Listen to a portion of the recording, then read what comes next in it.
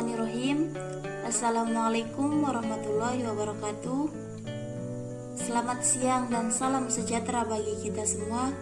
Semoga kita dalam lindungan Allah Subhanahu wa Ta'ala tetap sehat selalu dan semangat beraktivitas. Yang saya hormati Pak Guru Segiharto MM sebagai dosen ilmu manajemen, dan yang saya hormati teman-teman sekalian yang saya banggakan.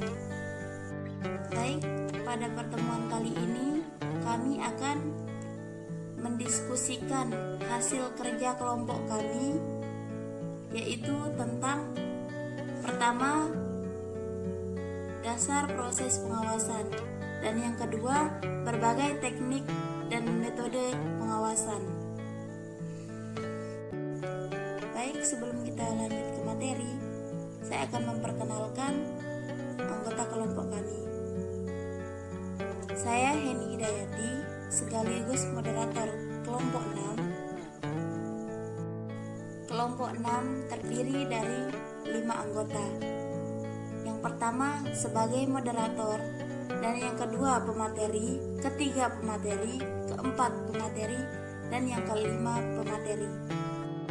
Saya Heni Hidayati sebagai moderator kelompok 6, dan pemateri pertama yakni saudari Najibatul Ula, dan pemateri kedua yakni saudari Arinul Fariza, dan pemateri ketiga saudari Indah Puspita Aulia, dan pemateri keempat yakni saudara Dedi Sahabudin.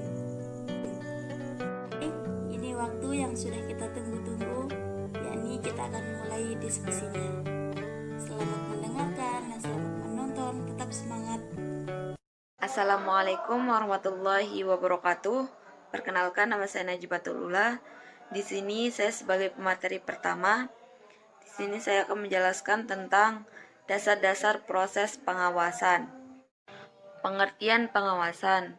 Pengertian pengawasan dapat didefinisikan sebagai proses untuk menjamin tujuan-tujuan organisasi dan manajemen tercapai. Ini berkenan dengan membuat kegiatan-kegiatan sesuai dengan yang direncanakan. Fungsi pengawasan manajemen juga berhubungan erat dengan fungsi manajemen lainnya, yaitu planning, perencanaan, organizing, perorganisasian, leading, pengarahan. Tipe-tipe pengawasan. Tipe-tipe pengawasan dibagi menjadi 3. Yang pertama, pengawasan pendahuluan. Yang kedua, pengawasan pelaksanaan kegiatan. Dan yang ketiga adalah pengawasan umpan balik. Pengawasan pendahuluan. Pengawasan pendahuluan adalah pengawasan yang dirancang untuk mengantisipasi masalah-masalah ataupun penyimpangan-penyimpangan dari standar atau tujuan dan memungkinkan koreksi dibuat sebelum suatu tahap kegiatan tertentu diselesaikan. Sedangkan pengawasan pelaksanaan kegiatan adalah pengawasan yang dilakukan selama suatu kegiatan berlangsung. Pengawasan umpan balik ialah pengawasan untuk mengukur hasil-hasil dari suatu kegiatan yang telah diselesaikan. Pengertian pengawasan. Pengawasan menjadi salah satu hal penting dalam suatu pelaksanaan kegiatan maupun organisasi karena disebabkan berbagai faktor. Faktor pertama adalah perubahan lingkungan organisasi, yang kedua adalah peningkatan komplikasi organisasi, yang ketiga adalah kesalahan-kesalahan, dan yang keempat adalah kebutuhan manajer untuk mendeklarasikan wewenang. Perancangan proses pengawasan. William H. Neumann telah mengemukakan prosedur untuk penetapan sistem pengawasan. Pendekatannya terdiri atas 5 langkah dasar yang dapat diterapkan untuk semua tipe kegiatan pengawasan. Yang pertama, merumuskan hasil yang diinginkan. Manajer harus merumuskan hasil yang akan dicapai sejelas mungkin. Yang kedua, menetapkan petunjuk hasil tujuan pengawasan sebelum dan selama kegiatan dilaksanakan adalah agar manajer dapat mengatasi dan memperbaiki adanya penyimpangan sebelum kegiatan diselesaikan. 3. Menetapkan standar petunjuk dan hasil. Penetapan standar untuk petunjuk dan hasil akhir adalah bagian penting perencanaan proses pengawasan. Yang keempat, menetapkan jaringan informasi dan umpan balik. Langkah keempat, menetapkan sarana untuk pengumpulan informasi petunjuk dan pengambilan petunjuk terhadap standar. Yang kelima, menilai informasi dan mengambil tindakan koreksi. Langkah terakhir adalah pengambilan petunjuk dengan standar, penentuan apakah tindakan koreksi perlu diambil, dan kemudian perbandingan tindakan. Pembandingan tindakan dievakuasi terlebih dahulu sebelum tindakan-tindakan koreksi alternatif dikembangkan dan dievakuasi atau dinilai dan diimplementasikan. Alat bantu pengawasan manajerial. 1. Manajemen by Evaluation, disingkat dengan MBE atau prinsip pengecualian memungkinkan memusatkan perhatian pada bidang pengawasan yang kritis dan penting dan di bidang yang tidak diputuskan ditangani oleh karyawan atau manajer yang lebih rendah. 2. Manajer informasi sistem, disingkat dengan MIS, dapat didefinisikan sebagai sistem yang menyediakan, memproses, menyimpan, dan menyebarkan informasi yang bertujuan agar manajer dapat mengambil keputusan yang efektif dan efisien.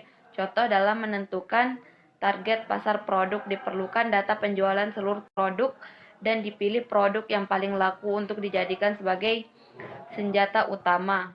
Karakteristik pengawasan yang efektif. Untuk menjadi efektif, sistem pengawasan harus memenuhi kriteria tertentu. Pertama, mengawasi kegiatan yang benar. 2. Tepat waktu. 3. Biaya yang efektif. 4.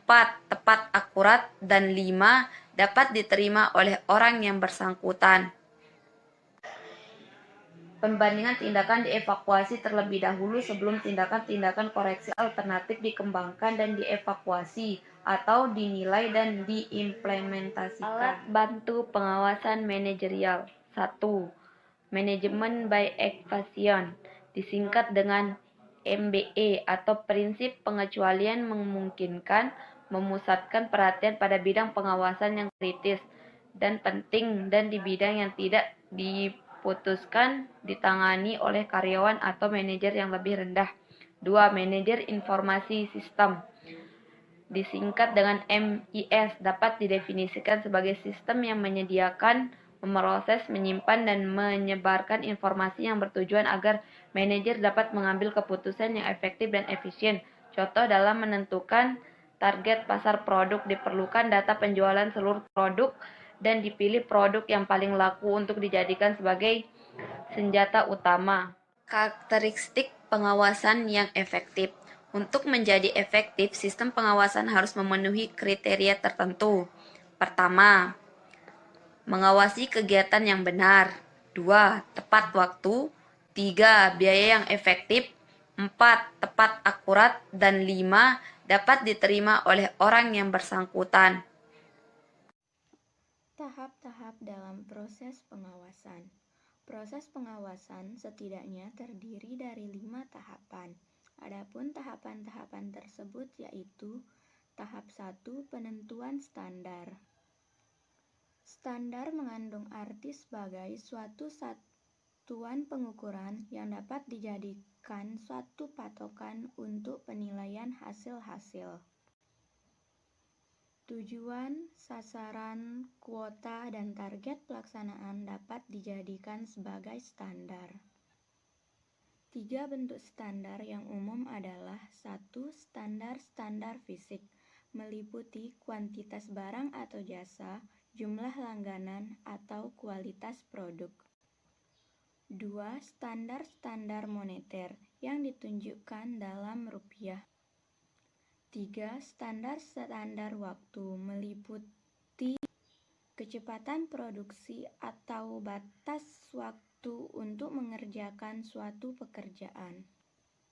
Setiap tipe standar tersebut dapat dinyatakan dalam bentuk yang dapat dihitung. Selain standar-standar yang dapat dihitung tersebut, terdapat juga standar-standar yang tidak dapat dihitung yang memiliki peranan tak kalah penting dari standar-standar yang dapat dihitung. Tahap 4. Pembandingan pelaksanaan dengan standar, analisis, dan penyimpangan. Tahap ini sering juga disebut dengan evaluasi. Kata pengawasan seringkali mendapat konotasi yang tidak menyenangkan karena dianggap dapat mengancam kebebasan dan otonomi pribadi. Padahal, pengawasan sangat diperlukan dalam organisasi untuk mencapai tujuan dengan baik.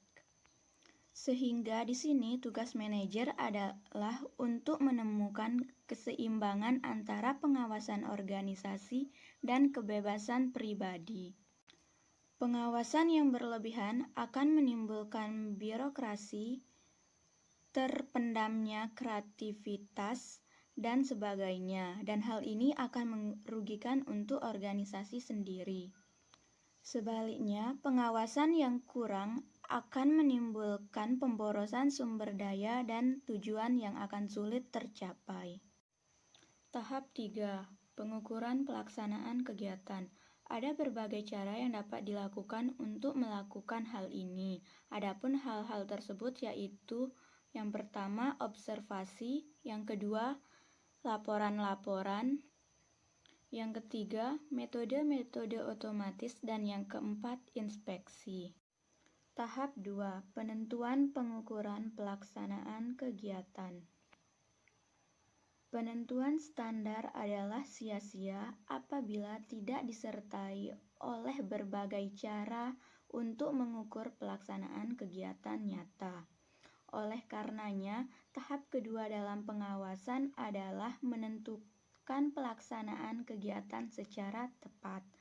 Beberapa pertanyaan yang penting yaitu how often, berapa kali pelaksanaan seharusnya diukur setiap jam, harian, mingguan, bulanan. What from, dalam bentuk apa pengukuran akan dilakukan. Who, siapa yang akan terlibat dalam hal tersebut. Pengukuran ini sebaiknya mudah dilaksanakan dan tidak mahal, serta dapat diterangkan kepada para karyawan. Tahap 5. Pengambilan tindakan koreksi bila diperlukan. Tindakan ini mungkin berupa 1. Mengubah standar mula-mula, 2. Mengubah pengukuran pelaksanaan, 3. Mengubah cara dalam menganalisa dan menginterpretasikan penyimpangan-penyimpangan. A. Pengawasan langsung direct control. Menurut Siagian, yang dimaksud pengawasan langsung ialah apabila pemimpin organisasi melakukan sendiri pengawasan terhadap kegiatan yang sedang dijalankan oleh para bawahannya. Pengawasan langsung ini dapat berbentuk 1. Inspeksi langsung, 2. On the spot observation, pengalaman langsung, dan 3. On the spot report, melaporkan langsung. Langkah kerja pemeriksaan pengawasan atasan yang menurut Kusnuridloh online adalah sebagai berikut. 1. Memeriksa apakah atasan langsung bendaharawan telah melakukan pemeriksaan khas terhadap bendahara sedikitnya 3 bulan sekali. 2. Meneliti apakah pejabat yang bertanggung jawab terhadap pengelolaan perlengkapan telah melakukan pemeriksaan penyimpanan barang inventaris yang dikelola baik secara langsung melihat fisik barangnya maupun melalui pembukuannya. B. Pengawasan tidak langsung interest control. Yang dimaksud pengawasan tidak langsung ialah pengawasan dari jarak jauh. Pengawasan ini dilakukan melalui laporan yang disampaikan oleh para bawahan. Laporan ini berbentuk 1. Lisan. Pengawasan dilakukan dengan mengumpulkan fakta-fakta melalui laporan lisan yang diberikan bawahan. Dengan cara ini, kedua pihak aktif, bawahan memberikan laporan lisan tentang hasil pekerjaan dan atasan dapat bertanya lebih lanjut untuk memperoleh fakta-fakta yang diperlakukannya. Pengawasan seperti ini dapat mempercepat hubungan pejabat karena adanya kontak wawancara antara mereka. 2. Tertulis. Laporan tertulis merupakan suatu pertanggungjawaban kepada atasannya. mengenai pekerjaan yang dilaksanakannya sesuai dengan instruksi dan tugas-tugas yang diberikan atasan kepadanya. Dengan laporan tertulis, sulit pemimpin menentukan mana yang berupa kenyataan dan apa saja yang berupa pendapat. Keuntungannya untuk pemimpin dapat digunakan sebagai pengawas dan bagi pihak lain dan dapat digunakan untuk penyusunan rencana berikutnya. Menurut Arifin, kekuatan dari pengawas tidak langsung adalah dibutuhkan waktu pendek dan tidak perlu terjun langsung ke setiap lapangan. Kelemahannya adalah sering bawahan melaporkan hal-hal yang positif saja. Padahal pimpinan harus mengetahui hal positif sekaligus negatif agar tidak kesalahan berkesimpulan dan salah dalam mengambil keputusan. Kesimpulannya ialah bahwa pengawas tidak akan dapat berjalan dengan baik apabila hanya bergantung kepada laporan saja. Adalah bijaksana apabila pimpin organisasi menggabungkan teknik pengawasan langsung dan tidak langsung dalam melakukan fungsi pengawasan itu. Metode dan teknik-teknik pengawasan menurut Buhari. Sedangkan Buhari telah membagi macam teknik pengawasan menjadi dua, yaitu A. Pengawasan preventif. Pengawasan preventif bertujuan untuk mencegah terjadinya penyimpangan dalam pelaksanaan kegiatan. Pengawasan preventif ini juga biasanya berbentuk prosedur-prosedur yang harus ditempuh oleh pelaksanaan kegiatan. Tujuan-tujuan pengawasan preventif secara lebih rinci yaitu mencegah terjadinya tindakan-tindakan yang menyimpang dari dasar yang telah ditentukan, memberikan pedoman bagi terselenggaranya pelaksanaan kegiatan secara efisien dan efektif, menentukan saran dan tujuan yang akan dicapai, menentukan kewenangan dan tanggung jawab sebagai instansi sehubungan dengan tugas yang harus dilaksanakan. Pengawasan represif ini dilakukan setelah suatu tindakan dilakukan dengan pembandingan apa yang telah terjadi dengan apa yang telah direncanakan. Pengawasan ini juga bertujuan untuk mengetahui apakah kegiatan dan pembiayaan yang telah dilakukan itu telah mengikuti kebijakan dan ketentuan yang ditetapkan. Pengawasan represif ini biasanya dilakukan dalam bentuk 1. Pengawasan dari jauh adalah pengawasan yang dilakukan dengan cara pengejaran dan penelitian terhadap surat-surat bertanggung jawab serta bukti-bukti yang mengenai kegiatan-kegiatan yang dilaksanakan. 2. Dari dekat adalah pengawasan yang dilakukan di tempat kegiatan atau tempat penyelenggaraan administrasi. Sedangkan teknik pengawasan oleh Julti Rasa adalah cara melaksanakan pengawasan dengan terlebih dahulu menentukan titik pengawasan dan dari sinilah nantinya dapat ditarik suatu simpul mengenai keadaan seluruh kegiatan organisasi atau perusahaan. Sekian. Assalamualaikum warahmatullahi wabarakatuh. Perkenalkan, nama saya Deddy Sabudin, NIM 200305001. Saya akan membahas tentang metode dan teknik-teknik pengawasan menurut hukum.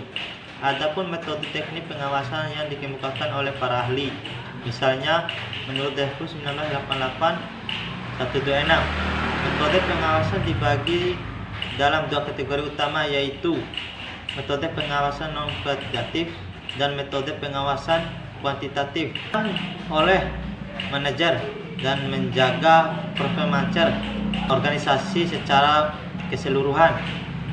Adapun metode-metode pengawasan bisa dikelompokkan ke dalam dua bagian, yakni A. Metode pengawasan non kuantitatif. Metode pengawasan non kuantitatif bersifat umum terhadap kegiatan dan keadaan organisasi dan lebih banyak menyangkut cara kerja karyawan. Beberapa teknik yang digunakan menurut Leonchen Maginson dalam Tempus 1988-127 adalah 1. Observasi. 2. Pengawasan berkala.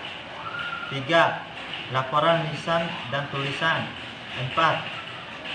Penilaian kegiatan. 5.